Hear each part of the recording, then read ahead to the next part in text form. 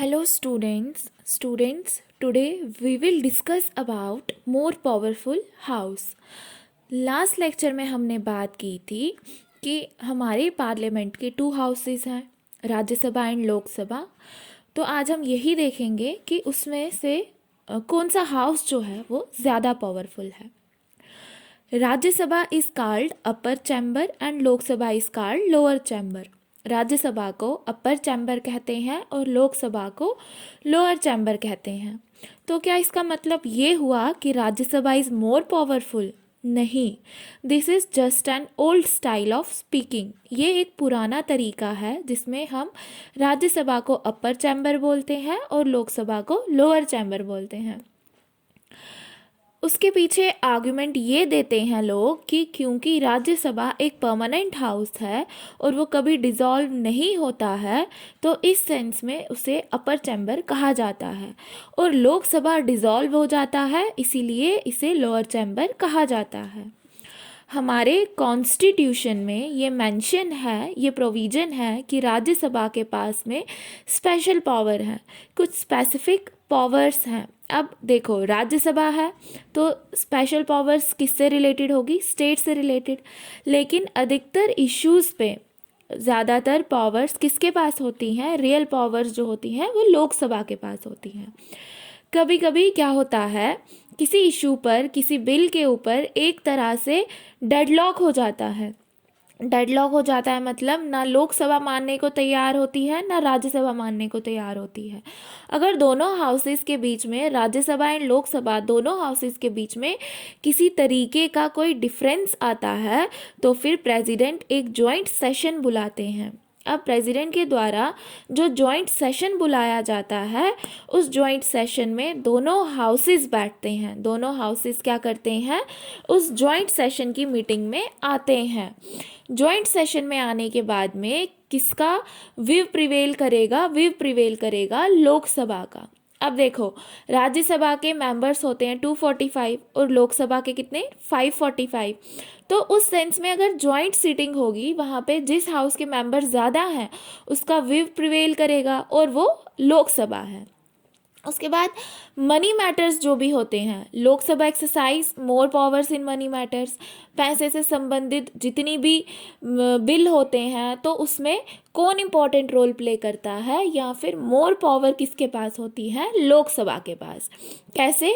Budget या फिर कोई भी मनी रिलेटेड लॉज अगर पास किया जाता है लोकसभा के द्वारा, तो राज्यसभा उसे रिजेक्ट नहीं कर सकती। राज्यसभा क्या कर सकती है? ज़्यादा से ज़्यादा उसे डिले कर सकती है 14 डेज़ के लिए। अगर 14 डेज से ज़्यादा टाइम तक राज्यसभा उसे पास नहीं करेगी तो वो अपने आप पास माना जाएगा। तो राज्यसभा या तो डिले कर सकती है लॉ को, या कोई भी बदलाव के लिए सुजेस्ट कर सकती है। तो बिल जब फिर से वापस लोकसभा के पास जाएगा तो ज़रूरी नहीं है कि राज्यसभा ने जो रिकमेंडेशन दी लोकसभा वो माने।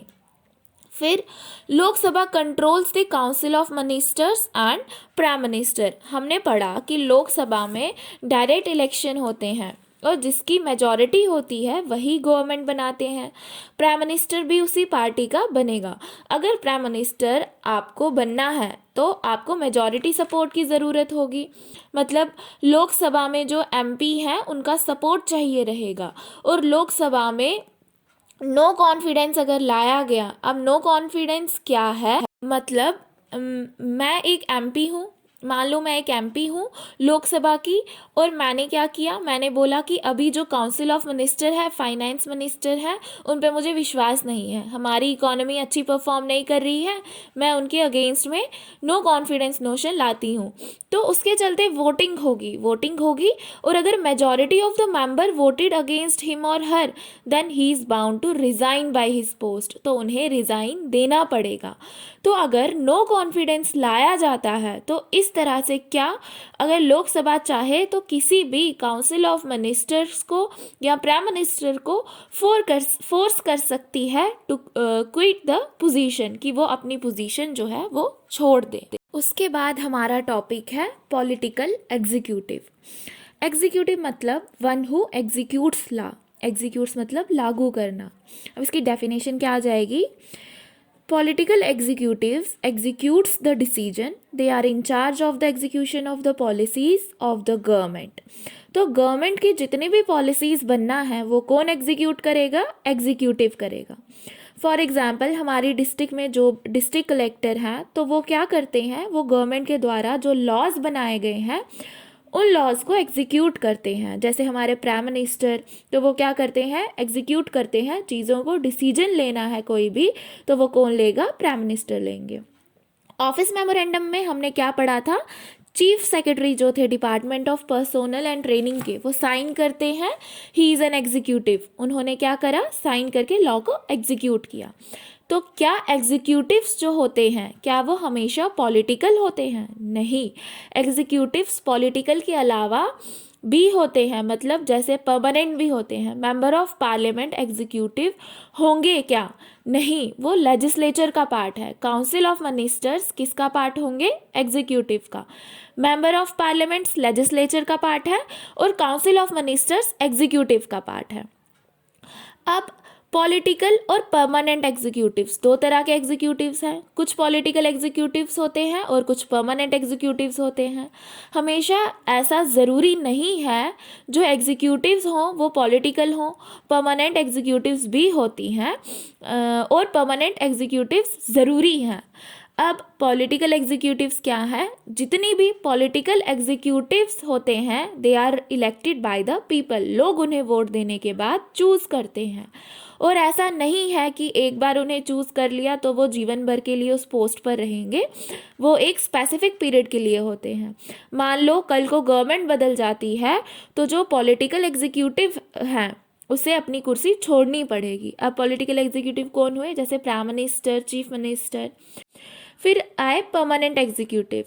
जो परमानेंट एग्जीक्यूटिव होते हैं वो एग्ज़ाम के थ्रू जो लोग क्वालिफाई करते हैं, टॉप करते हैं, वो बनते हैं परमानेंट एग्जीक्यूटिव्स. फॉर एग्जांपल जैसे आईएएस ऑफिसर्स, आईपीएस ऑफिसर्स, तो इन लोगों को पहले एग्ज़ाम देना पड़ता है और अगर वो क्लियर करते हैं एग्ज़ाम तो वो परमानेंट एग्जीक्यूटिव बन जाते हैं. मेरिट के बेसिस पे ये सिलेक्ट होते हैं और ये लंबे समय तक पोस्ट पे रहते हैं और लंबे समय तक काम करते हैं.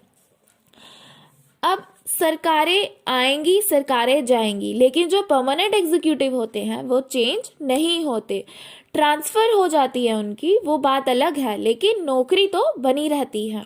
तो ये क्या है? परमानेंट बेसिस पे कानून को लागू करते हैं. फॉर एग्जाम्पल जैसे सिविल सर्वेंट्स हो गए, पुलिस ऑफिसर्स हो गए, ये कौन है? Permanent executives. अब हमेशा से एक आर्ग्यूमेंट रहा है. आर्ग्यूमेंट क्या रहा है? Why does the political executive have more power than non political executives. हमने ये देखा है कि जो नेता है, नेता के पास में ज़्यादा पावर होती है. आपने बहुत बार देखा होगा कि नेता गवर्नमेंट ऑफिसर को निकाल रहा है, गवर्नमेंट ऑफिसर को डांट लगा रहा है. अब ये गलत भी लगता है. क्यों? इसके पीछे बहुत आर्ग्यूमेंट्स हैं. जैसे civil servants are usually more educated. बहुत सी बार ऐसा होता है कि सिविल सर्वेंट्स ज़्यादा एजुकेटेड होते हैं, उनके पास ज़्यादा नॉलेज होता है, लेकिन फिर भी वो किसके अंडर काम कर रहे होते हैं? एक पॉलिटिकल लीडर के अंडर काम कर रहे होते हैं. ये एक रीज़न. दूसरा, they have more expert knowledge. मतलब मान लो किसी भी डिपार्टमेंट के अंदर कोई भी मिनिस्टर काम कर रहा है और वो वेल एजुकेटेड है, लेकिन हो सकता है इस मिनिस्ट्री का जो हेड हो वो उतना एजुकेटेड ना हो. एक्सपर्ट नॉलेज ज़्यादा किसके पास है? जो पढ़ा लिखा है, जो पढ़ लिख के आया है. फिर हम देखते हैं कि पावर ज़्यादा पॉलिटिकल एग्जीक्यूटिव के पास है. समटाइम्स द मिनिस्टर्स में know very little about the issues. कभी कभी ऐसा होता है कि मिनिस्टर्स को उतना नॉलेज नहीं होता चीज़ों के बारे में, लेकिन फिर भी फाइनल डिसीजन लेने की पावर मिनिस्टर के पास होती है. तो फिर मिनिस्टर का फाइनल से क्यों होता है डिसीजन मेकिंग में? आप अगर डेमोक्रेटिक कंट्री में जी रहे हो तो वहाँ पे किसकी विल सुप्रीम होगी? पीपल की, लोगों की, जनता की बात मानी जानी चाहिए. अब जब जनता की बात मानी जानी चाहिए तो जनता ने किसे चुना है? पॉलिटिकल एग्जीक्यूटिव को. तो पॉलिटिकल एग्जीक्यूटिव के पास में ज़्यादा पावर होनी चाहिए. Expert can tell the route but sometime with a large view decides the destination. Permanent executive जो होते हैं they are expert in their field, वो हमें रूट बता सकते हैं कि कैसे करना है चीज़ों को। लेकिन एक ऐसा इंसान जिसे लोगों ने चूज़ किया है, जिसके पास में एक लार्जर व्यू है, वो आपको मंजिल बता देगा और मंजिल तक जाने का रास्ता जो है वो एक्सपर्ट्स बता देंगे। तो ये था कि पॉलिटिकल एग्जीक्यूटिव क्या है और परमानेंट एग्जीक्यूटिव कौन होते हैं और पॉलिटिकल एग्जीक्यूटिव कौन होते हैं। नेक्स्ट लेक्चर में हम बात करेंगे प्राइम मिनिस्टर की और प्राइम मिनिस्टर के पावर्स की।